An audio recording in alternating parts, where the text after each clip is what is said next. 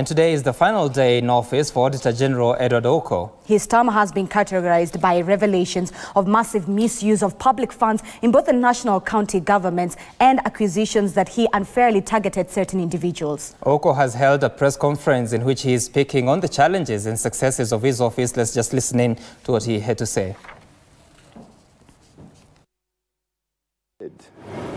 By the House.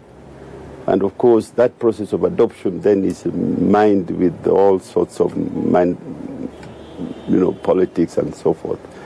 So the whole thing is not working, at least from where I stand. It means, what does it mean? It means who should act, because my recommendation is then lead to another recommendation, which then leads on to a political discussion on the floor of the parliament. So, do you see why there is a need to review that? There is a need, once the auditor has raised a recommendation or an issue, it is what action do we take? Recovery? Is it administrative? Or people fired? And that's it. That's a stop. And that's the way it will, but as the way we arranged, even PAC does good work in interrogating the report, but they just interrogate, so. How has this undermined your work over the years? Because even as we talk about reports being in the relevant committees of Parliament, more often than not we see politics at play. At the end of the day, they continue to gather dust afterwards. How has this extensive undermine your work as an Auditor General?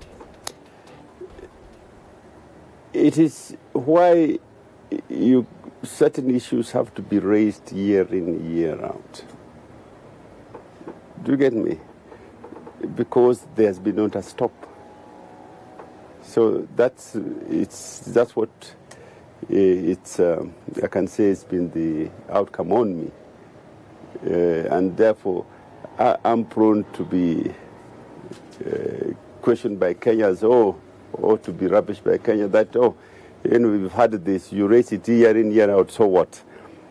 So the so what question is what I'm trying to answer through the citizen involvement in the auditing process.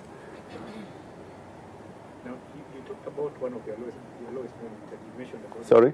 Your lowest moment. You talked about the petition that was placed before Parliament. Yes. But there's something else also. There was an attempt to have you charged. Could you also speak about that? But I think it was all part of that process, because there was one, there are a number of attacks. There was, first of all, the one which was being driven through the DPP. Then when that one didn't work, is when they mounted the petition. Do you get me? The process. Yeah. So when the DPP said there was didn't see any reason to charge me, it's when immediately after that the petition went to Parliament. Has the process of auditing your office started? And when they audit your office, what are they set to find?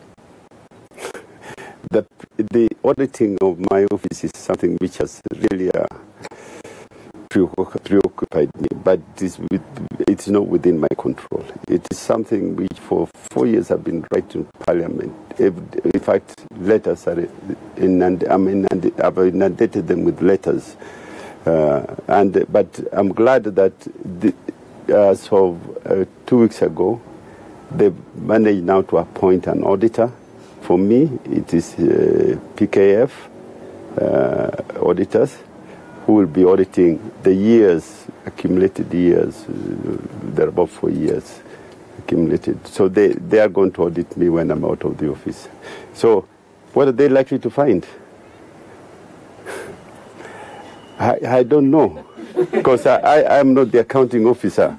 I work for the Kenya. I wake up every single morning, all right, answering to the mandate. There is the management of the office, which is the accounting processes. I'm not the accounting officer. And I was not employed by Kenyans to be accounting officer. So what they will find, I don't know.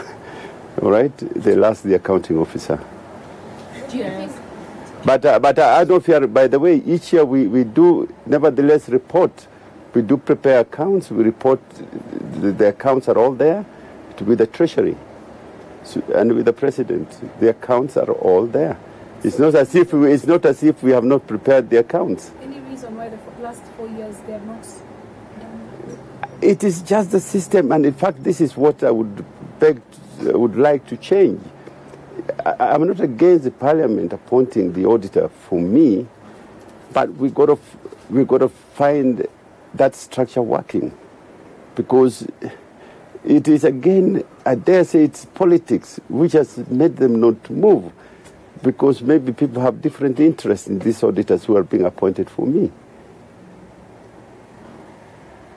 Now, taking a study of the 2016-17 audit reports, the summarized version of the same, you raised a point that only 11% of the national resources was used within the law.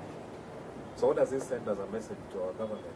Is it that we are so bad that we can only spend 11% subject to 89% plus I don't know how you are reading that statistics, but whatever it is the irregularities are found and maybe was put in monetary terms, which constituted the 11%. Do you get me? Yeah. And so the issue is this 11% the following year reduced to 9%? Is it reduced to 2%? That's where we should be going. And this is all issues which we are talking about day to day, the issues of wastage, the issues of expenditures which do not conform with the budget or conform with comply with the laws. So these are things we raised. Yeah. What does 89% of wastage? That statistic, I'm not understanding it. I mean, I'm just knowing it from the opinions that you raised for the various